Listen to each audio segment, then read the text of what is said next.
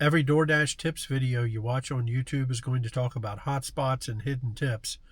But I've got some tips that are not often told, and these are things that I've learned over time that can help you make the most out of your DoorDash day. Let's get started. Okay, my first tip is to take a screenshot of every order before you accept it. Now, I do this because I share content on YouTube, so I want to share the offer screen. But I'm amazed with how many times I have to go back and use that screen because I want to check how much I'm making, how many miles it is. I want to look at the map and plan my route out while I'm waiting for the order to be ready at the restaurant. Take those screenshots, get used to using them, and you will find that you are more efficient as a dasher. My next tip is to track your customers and to keep track of all of those that you deliver to more than once. You can then get in contact with them, send a text message, just a friendly message letting them know that you're on your way and you're taking good care of their order, because they know that you've delivered to them more than once as well in many cases. That can lead to some tips that you might not be expecting. Okay, this tip is going to take a little bit of extra skill, but learn how to back up into a parking space.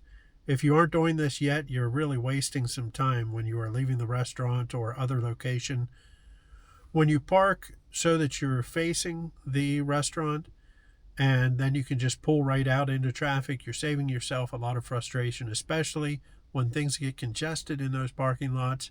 Then you got to try and wiggle out as you're backing up, and it can cost you time. Every moment counts when you're outdoor dashing. It doesn't matter if you're a cherry picker or not. Sooner or later, you're going to want to decline an offer. There are some that just don't make sense, and you have to have your own criteria for declining. But here's the tip. If you are going to decline an offer, do it right away. Don't wait for the countdown timer to run out and try to make up your mind, because in the time that you decline an offer, you may be able to get another offer in and get started on your next run. We sometimes call them a hot bag, but they can be a cold bag as well. And my tip is carry 2 of these hot bags with you on your deliveries. There may be times when you have to pick up hot food and cold food that are going to the same location. If you put them in the same bag, it's not going to end well for the customer.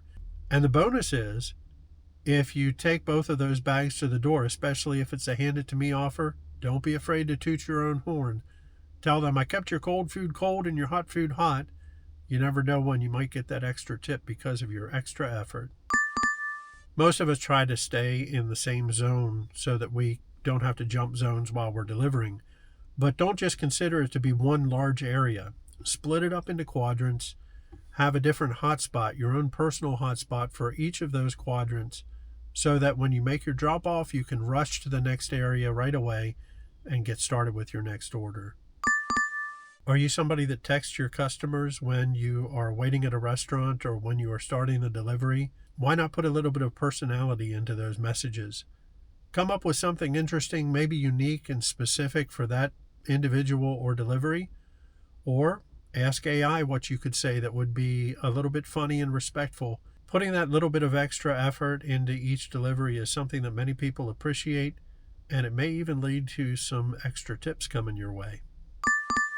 Record everything.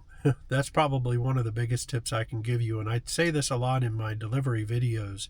It doesn't matter if I'm going to the restaurant or I'm going to drop the food off at the door, I'm going to be recording everything. I use a background recorder on my phone. I carry my little action camera along with me to make the recording. I even take a screenshot of the screen when I take a picture of the food that's sitting at the door. The more of a trail you have available, the more of an opportunity you'll have to contest any problems that may come your way.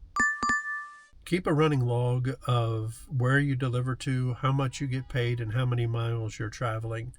This is something that you can do with those screenshots of the order screens. At the end, just feed all of the information into AI, and it will tell you which restaurants are more likely to give higher paying offers. It's just an easy way to know where you can set up camp to get better offers for your day. If you're somebody that likes to scroll through Instagram or maybe listen to some music while you're waiting for your order at a restaurant, you might find that you're missing some orders in the background. Learn how to use split screen on your phone and keep the DoorDash app open in split screen while you're at the restaurant.